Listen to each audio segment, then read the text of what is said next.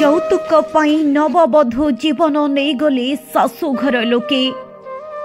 ଟଙ୍କା ପାଇଁ ଅମୂଲ୍ୟ ସମ୍ପଦ ଜୀବନକୁ ବଳି ଦେଇଦେଲେ ରାକ୍ଷସ ଅବିବେକୀ ମଣିଷ ଗୁଡ଼ା। ଟଙ୍କା ଆଗରେ ମଣିଷ ଜୀବନ ବଳି ପଡ଼ିଗଲା। ଅମାନୁଷିକ ଅମାନବିକ କାଣ୍ଡର ପୁନରାବୃତ୍ତି। ପୁଣି ହୃଦୟ ବିଦାରକ ଘଟଣା ଘଟିଗଲା। ଯୌତୁକ ପାଇଁ ନବବଧୂକୁ ହତ୍ୟା। ସତରେ ସତରେ କ'ଣ ଏ ମଣିଷ ଏତେ ଅବିବେକୀ? ସତରେ କ'ଣ ଟଙ୍କା ପାଇ ଜଣେ ଆଉ ଜଣଙ୍କର ଜୀବନ ନେଇପାରେ? ଶୁଣିଲେ ଛାତି ଭିତରେ ରକ୍ତ ସଞ୍ଚାଳନ ଯେମିତି ଅଟକି ଯାଉଛି। ମଣିଷ ଆଜି ଧନ ସମ୍ପତ୍ତି ଆଗରେ ମଣିଷକୁ ଆଉ ମଣିଷ ନୁହେଁ ବରଂ ଜନ୍ଦା ପିମ୍ପୁଡ଼ିଙ୍କୁ ପାଦରେ ଦଳିଲା ପରି ମନରେ ଭ୍ରମ ସୃଷ୍ଟି କରାଉଛି। ଟଙ୍କା ଆଗରେ ସମ୍ପର୍କ ବି ତୁଚ୍ଛ ହୋଇଯାଉଛି। ଏଭଳି ଘଟଣା ଘଟିଛି ଯେଉଁ ଘଟଣାକୁ ଶୁଣିବା ପରେ ହୁଏତ କୌଣସି ଗରିବ ଝିଅ ବିବାହ କରିବା ପାଇଁ ଆଉ ଇଚ୍ଛା କରିବ ନାହିଁ, ବରଂ ସାରା ଜୀବନ ଅଭିଆଡ଼ି ହୋଇ ରହିଯିବ। ଗୋଟିଏ ଝିଅ ତା ପରିବାରର ସମସ୍ତ ଆପଣାର ଲୋକଙ୍କୁ ଛାଡ଼ିଦେଇ ସାତପର ଲୋକଙ୍କୁ ଆପଣାର କରି ଜୀବନ ବିତାଇବା ଆଶାରେ ବିବାହ କରିଥାଏ। କିନ୍ତୁ ସେ କ'ଣ ଜାଣିଥାଏ ଯେ ତାକୁ ଏମିତି ରାକ୍ଷସମାନଙ୍କ କବଳରେ ପଡ଼ି ଜୀବନ ହରାଇବାକୁ ପଡ଼ିବ ବୋଲି? ସଂସାରକୁ ବୁଝିବା ଆଗରୁ ସବୁଦିନ ପାଇଁ ଏ ଦୁନିଆରୁ ବିଦାୟ ଦେଇ ଦେଇ ଏମିତି କେତୋଟି ହାତ ଗଣତି ଶାଶୁଘର ଲୋକମାନଙ୍କ ହାତରେ ଜିଅନ୍ତା ମରିବା ପାଇଁ ତାକୁ ପଡ଼ିବ ବୋଲି ସେ କ'ଣ ଜାଣିଥାଏ? ବିଚାରୀ ଝିଅଟି କେତେ ଆଶା ନେଇ ଆସିଥିଲା ଶାଶୁଘରକୁ ବିବାହର ସୁଖ ଶାନ୍ତିର ଘର ସଂସାର ତୋଳିବ ବୋଲି। କିନ୍ତୁ ସବୁ ସ୍ୱପ୍ନ ଆଜି ମଶାଣି ଜୁଇରେ ସରିଯାଇଛି। ସେ ମୋ ସାନ ଭଉଣୀ। ଆଜ୍ଞା ଆମର ଦେଉଙ୍ଗା ଦୀପପାଳ ବନାଗଲା। ସାରେ ତାଙ୍କର 8-15 ଦିନ ପୂର୍ବରୁ ମାନେ ଆମକୁ ଫୋନ କରିକି ଡକେଇଲେ, କହିଲେ ଆସ, ଆସିକି କ'ଣ ଭାଙ୍ଗସାର କରିକି ଯାଅ। ନା କ'ଣ ହେଇଛି କିଛି ଜଣେଇଲେ ନାହିଁ, କିଛି ନାହିଁ। ନା ଆସିକି ଦେଖିଲା ବେଳକୁ ଯେତେ ସ୍ୱାମୀ କହିଲା ମୋର ଚେନ୍ ଦରକାର ଥିଲା, ତମେ କାହିଁ ଚେନ୍ ଦେଲନି?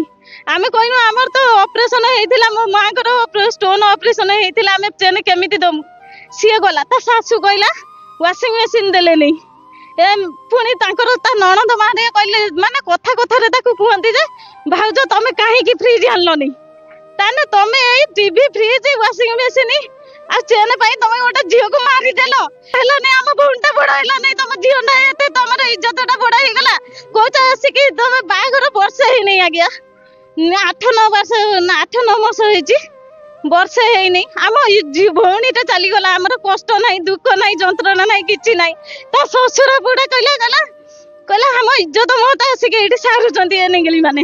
ଆଉ ତାର ଜଣେ ଯାହା କହିଲା ମୋ ଭଉଣୀ ବେଧେଇ ଯଦି ତାର କ'ଣ ସମ୍ପର୍କ ଯେ ସେ ମାରିଦେଲା ରାଜୁକୁ କହିକି। ଆମେ ଚାହୁଁଛୁ ତାଙ୍କ ବଂଶଟା ଯଦି ସମସ୍ତେ ଜେଲ୍ ଯିବା ପାଇଁ, ତା ଆମକୁ ନ୍ୟାୟ ଦରକାର। ତାଙ୍କ ବଂଶ ସାରା ସମସ୍ତଙ୍କୁ ଜେଲ୍ ଯିବା ପାଇଁ, ନଗଲେ ଆମେ ଆଜ୍ଞା ଏଠି ଷ୍ଟ୍ରାଇକ୍ କରିବୁ, ନହେଲେ ଆମେ ଯିବୁନି। ଏମିତି ଘଟଣା ଦେଖି ଅନେକ ଗରିବ ବାପା ଆଜି ଭାବୁଥିବ ମୋ ଝିଅକୁ ପର ଘରେ ବାହା ଦେବା ପରେ ମୋ ଝିଅର ଏପରି ଅବସ୍ଥା ହେବ ନାହିଁ ତ? କିଏ କହିବ ଏଠି ମଣିଷମାନଙ୍କର ମନ କ'ଣ ତାକୁ ଜାଣିବା ଆଉ ଚିହ୍ନିବା ଭାରି କଷ୍ଟ। ସେଇଥିପାଇଁ ତ ଆଜି ଗୋଟେ ନିରୀହ ବାପର, ନିରୀହ ଭାଇର, ନିରୀହ ମାର ଝିଅଟି ସବୁଦିନ ପାଇଁ ଯୌତୁକ ଯନ୍ତ୍ରଣା ନିଆଁରେ ଜଳି ପୋଡ଼ି ପାଉଁଶ ହୋଇଯାଇଛି। ଏଭଳି ଭୟାନକ ଛାତିଥରା ଘଟଣାଟି ଘସିପୁରା ଥାନା ରେକୁଟିଆ ଠାରେ ନବବଧୂ ହତ୍ୟା ଅଭିଯୋଗ ଆଣିଲେ ବାପ ଘର ଲୋକେ। ମାମା ଜେନା 8 ମାସ ତଳେ ରେକୁଟିଆ ଗ୍ରାମର ରାଜୁ ଜେନାଙ୍କୁ ବିବାହ କରିଥିଲେ। କିଛି ଦିନ ହେବ ଯୌତୁକକୁ ନେଇ ଘରେ କଳହ ଲାଗିଥିଲା। ଶ୍ୱଶୁର ଘରେ ଲୋକେ ହତ୍ୟା କରିଥିବା ନେଇ ବାପ ଘର ଲୋକେ ଘସିପୁରା ଥାନାରେ ହତ୍ୟା ଅଭିଯୋଗ ଆଣିଛନ୍ତି। ମତେ ମୋ ବୋଉ ଫୋନ୍ କଲେ, ସେ ମେଡ଼ିକାଲରେ ଥିଲେ। ଫୋନ୍ କଲେ ଯେ ଯାହା ଝିଅ ଦେହ ବହୁତ ସିରିୟସ୍ ଅଛି, ତାଙ୍କର ଫୋନ୍ କରିଛନ୍ତି, ଯାହା ଟିକେ ଜଲ୍ଦି ଆସିବ। ମୁଁ ଜଲ୍ଦି ଆସିକି ପହଞ୍ଚିକି ଦେଖିଲା ବେଳେ ସେ ଅଟୋରେ ତାଙ୍କୁ ଧରିକି ଶୋଇଥିଲେ। ଯେ ଆମ ଭଉଣୀ ଶୋଇଥିଲା, ସେ ଧରିକି ସେଠି ଥିଲେ। ମୁଁ ଆସି ପଚାରିଲାରୁ କହିଲେ ହଁ ମରି ଯାଇଛନ୍ତି। କେମିତି କଣ ଅଛି? ପଚାରିଲାରୁ ସେ କହିଲେ ଦୌଡ଼ି ଦେଇକି ମରିଛନ୍ତି ବୋଲି। ଆମେ ଅଭିଯୋଗ କରୁଛୁ ସାର୍ ସେ ଫ୍ରିଜ୍ ପାଇଁ କହିଥିଲେ, ଚେନ୍ ପାଇଁ ବି କହିଥିଲେ, ଏମିତି ବି ଆହୁରି କିଛି ଜିନିଷ କହିଥିଲେ। ମୁଁ ଭାବୁଛି पुलिस घटनास्थल पहुंचे तदंत आरंभ करिसेंते। परिवार लोक चाहि बसिछन्ते केबे मिलिबो तांको न्याय।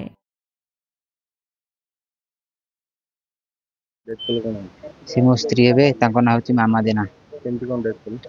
डेथ आज्ञा हूँ दीर्घ 20-25 दिन हम आम घर बापा पुआ आम भर आम झगड़ा आंटी भिन्ने जाइए आम भिन्ने गला द्वारा हूँ आम सब अलग अलग खाऊलु अलग अलग जो खाऊलु हूँ मो स्त्री मोर सब कहती बापा क्या अलग कर खावाटा ठीक नहीं आम सांग सब खावा मैंने सी तो निजे निजे अलग हो समस्ते अलग कर खाऊँ अलग हांडी कर बापा माँ सब तुम कहीं आदर कर आदर करा किसी आवश्यक ना मुझे तुम टेंशन ना दरकार ना तुम आराम से खाओ पिओ तुम रुह तुम स्वामी अच्छी बंची तुमको रोजगार कर भल मंद कर तुम पोषण बाषण भरण पोषण सब कर ना आज्ञा हत्या कराइनि आज्ञा आज सका हूँ मुझे आज सका जाइए इटा काम कर इटा पकाऊँ मु आम पाखे बाबू दादा हे जनकर आम इटा पकाऊ बाड़ी में आम इटा पकई जाइलु आज्ञा इटा पकईलु आम 15 दिन भाई इटा पकईलु आज्ञा से आज बोली गोटे दिन नुहे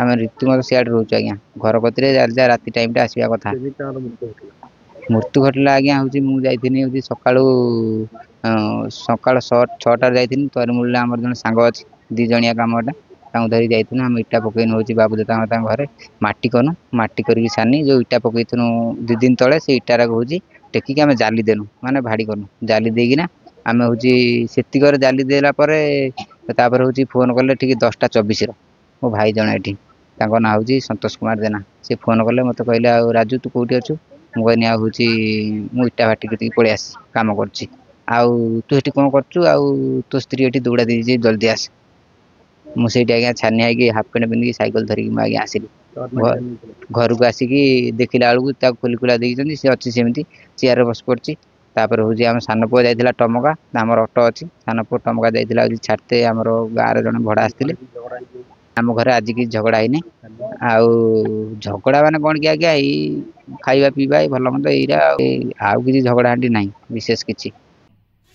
ब्यूरो रिपोर्ट ओडिशा इन्फो।